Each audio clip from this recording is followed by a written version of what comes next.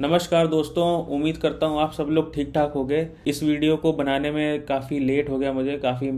एक तो पहली बात तो मैं आउट ऑफ स्टेशन था और मुझे बिल्कुल टाइम भी नहीं मिल पाया आप लोग के लिए अपलोड करने का। तो आज की वीडियो इस एटीसी के एडवर्टीजमेंट पर ही बेस्ड रहेगी। आप में से ज़्यादातर लोग ऑलरेडी एडवर्टीजमेंट पढ़ चुके होंगे या किसी न किसी और की वीडियो ऑलरेडी देख चुके होंगे। तो इस वीडियो को बनाने का मेरा ऑब्जेक्टिव ये है कि आपके मन में जो भी डाउट्स हैं इस एडवर्टीजमेंट को लेकर, एटीसी की रिक्रूटमेंट को लेकर, आप अपने सभी डाउट्स इस वीडियो पे कमेंट कर सकते हो। उन कमेंट्स के बेसिस पे मैं एक FAQ वाली वीडियो भी अपलोड कर दूंगा। लेकिन इस एडवर्टीजमेंट को भी एक बार जो मोस्ट इंपॉर्टेंट पॉइंट्स है जो आपके दिमाग में होने चाहिए वो एक बार डिस्कस कर लेते हैं। चलिए देखते हैं, स्क्रीन पर आपको दिखाई दे रहा होगा एडवर्टीजमेंट। तो वन बाय वन स्टार्ट करते हैं।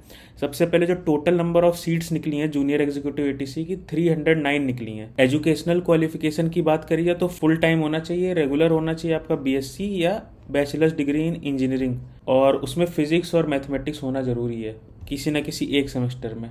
इसके अलावा सेकंड पॉइंट जो एजुकेशनल क्वालिफिकेशन में बोला है कि candidate shall have minimum proficiency in both spoken and written English of the level of 10+2 standard.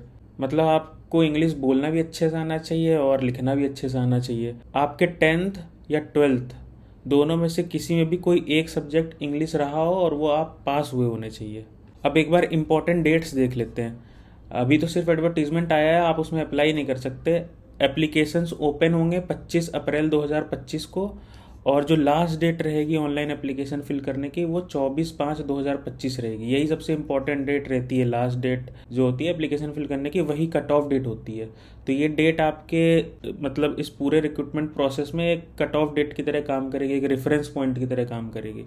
जैसे 24/5/2025 की बात करें तो अगर आप एज लिमिट की बात करोगे तो 24/5/2025 को आपकी एज 27 साल से कम होनी चाहिए, तब आप एलिजिबल हो। तो उस हिसाब से आप कैलकुलेट कर लेना। और बाकी रिलैक्सेशन एज पर गवर्नमेंट ऑफ इंडिया दिया हुआ है इसमें। पे स्केल जो रहेगा E1 लेवल का रहेगा, 40,000 बेसिक रहेगी, हर साल 3% का इंक्रीमेंट रहेगा। और इसके अलावा बेसिक पे के साथ में DA मिलेगा जो अभी लगभग 50% के आसपास चल रहा है। पर्क्स आपको मिलेंगे 35% का, और HRA मिलेगा जैसे आप सिटीज़ में रहोगे। जैसे दिल्ली में अभी 27% मिल रहा है। और इसके अलावा और भी कई सारे अलाउंसेस मिलते हैं। जैसे आपको मैंने सब वीडियो डाल रखी है। आपको डेंटल क्लेम, फिजियोथेरेपी का पैसा मिलेगा, शूज़ का अलाउंस मिलता है, और अब एक नया अलाउंस ऐड हुआ है, वो चश्मे का अलाउंस भी ऐड हुआ है। 20 से 25 हज़ार के आसपास आपको चश्मे का भी पैसा मिलेगा। फ़ोन का अलाउंस मिलता है, और भी तमाम तरीके के पैसे मिलेंगे। तो सब जोड़ जाड़ के आपका जो एनुअल CTC बनेगा, कॉस्ट टू कंपनी जिसे बोलते हैं, वो 13 लाख रुपए सालाना बनेगा। 13 लाख पर एनम बनेगा। ठीक है। अगर आप किसी दूसरे गवर्नमेंट ऑर्गेनाइजेशन से छोड़ के यहाँ AI ज्वाइन करोगे तो पे प्रोटेक्शन भी मिलेगा आपको, अगर आप प्रॉपर चैनल के थ्रू आते हो। तो कास्ट सर्टिफिकेट की बात करें तो OBC NCL सर्टिफिकेट और जो EWS सर्टिफिकेट वो फाइनेंशियल ईयर 2025-26 का होना चाहिए। मतलब 1 अप्रैल 2025 से लेकर 31 मार्च 2026 के बीच की उसकी डेट ऑफ इशू होनी चाहिए। और SC/ST सर्टिफिकेट और PWD सर्टिफिकेट के केस में जो कट ऑफ डेट थी 24/5/2025, उससे पहले का डेट ऑफ इशू होना चाहिए इन दोनों केसेस में। ठीक है। इसके बाद अगर हम सिलेक्शन प्रोसेस की बात करें तो सिलेक्शन प्रोसेस में सबसे पहले तो आपका एक कंप्यूटर बेस्ड टेस्ट होगा। ठीक है, जो आप देने जाओगे आपके सिलेबस के अकॉर्डिंग, और उस टेस्ट के हिसाब से नंबर ऑफ सीट्स के हिसाब से 1.5 to 2 टाइम्स कैंडिडेट्स को शॉर्टलिस्ट किया जाएगा for application verification and further process. तो कंप्यूटर बेस्ड टेस्ट के बाद जो लोग शॉर्टलिस्ट होंगे उसके बाद उनको एप्लीकेशन वेरिफिकेशन के लिए बुलाया जाएगा, वॉइस टेस्ट के लिए बुलाया जाएगा, साइको एक्टिव सब्सटेंसेस टेस्ट के लिए बुलाया जाएगा, साइकोलॉजिकल असेसमेंट और फिजिकल मेडिकल एग्जामिनेशन भी होगा आपका, और बैकग्राउंड वेरिफिकेशन भी होगा as applicable for the post. वैसे बेसिकली आपका application verification, voice test, psycho active substance test, ये 3 ही होते हैं, और मेडिकल टेस्ट भी होते हैं। ठीक है। और जो भी लोग ऑलरेडी किसी गवर्नमेंट ऑर्गेनाइजेशन में काम कर रहे हैं उन सभी को एक नो ऑब्जेक्शन सर्टिफिकेट अपने करंट ऑर्गेनाइजेशन से चाहिए होगा इसमें अप्लाई करने के लिए। डॉक्यूमेंट वेरिफिकेशन के टाइम पे वो लोग आपसे मांगेंगे यहाँ पे। तो और इसके अलावा आप प्रीवियस ईयर क्वेश्चंस भी देखना स्टार्ट कर दो। आप मार्केट जाके भी कोई PYQ की बुक परचेज कर सकते हो जिसमें 5 से 10 साल के PYQs दिए हों, या फिर अगर आपको ऑनलाइन लेना है तो मैं उन बुक्स का लिंक दे देता हूँ, आप वहाँ से उन बुक्स को परचेज कर सकते हो। अमेज़ॉन का लिंक दे देता हूँ, वहाँ जाके परचेज कर लेना अगर ऑनलाइन लेना हो तो। इसके अलावा एक एग्ज़ाम पैटर्न देख लो एक बार कि कैसे होता है। ठीक है, 2 पार्ट में आपका एग्ज़ाम होगा, पार्ट ए और पार्ट बी।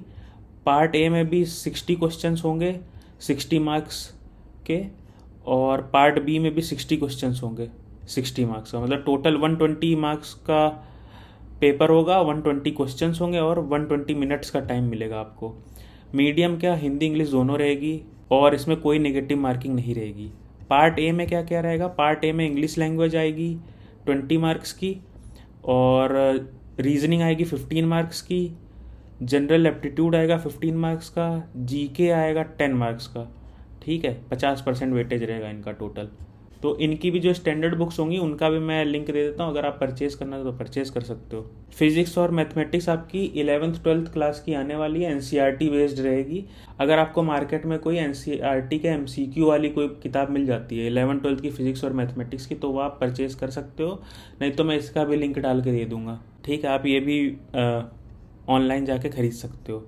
ये 2 सब्जेक्ट मिलके उतना स्कोर बनाएंगे जितना ये 4 सब्जेक्ट मिलके बनाएंगे। तो फिज़िक्स और मैथमेटिक्स का काफ़ी इंपॉर्टेंट रोल रहता है एटीसी में, तो अकॉर्डिंगली आप प्रिपेयर कर लीजिएगा। 11th 12th की एनसीईआरटी बेस्ड आएगी, पेपर इजी रहता है। जो आपने अगर आईआईटी जेई वगैरह का दिया होगा ना, जेई मेंस, तो उससे काफ़ी ज़्यादा आसान रहता है, ये आप देख सकते हो। और इसके लिए आप स्टैंडर्ड बुक्स भी ले सकते हो या फिर एनसीईआरटी से पढ़ सकते हो। मैथ्स तो एनसीईआरटी में काफ़ी अच्छे से दी हुई है, तो आप एनसीईआरटी से पढ़ सकते हो पूरा। कुछ लोगों को एनसीईआरटी उतनी सही नहीं लगती है, तो आप कोई दूसरी भी देख सकते हो। ठीक है, तो होप करता हूँ आपको थोड़ी बहुत क्लैरिटी मिली होगी, और जो भी आपके डाउट्स हैं इस रिक्रूटमेंट से रिलेटेड आप वीडियो में कमेंट कर दीजिए। उन सभी कमेंट्स को इकट्ठा करके एक वीडियो बना दूंगा सबके डाउट्स क्लियर करने के लिए। ठीक है, एक डाउट क्लियरिंग सेशन भी ले लेंगे। तो वीडियो को एंड तक देखने के लिए थैंक यू सो मच। और दोस्तों, आपके लिए इतना टाइम निकाल के इतनी मेहनत करके हम लोग वीडियो बना रहे हैं, तो चैनल को सब्सक्राइब करो यार, और अपने दोस्तों के साथ वीडियो को शेयर भी करो, वीडियो को लाइक भी करो। धन्यवाद।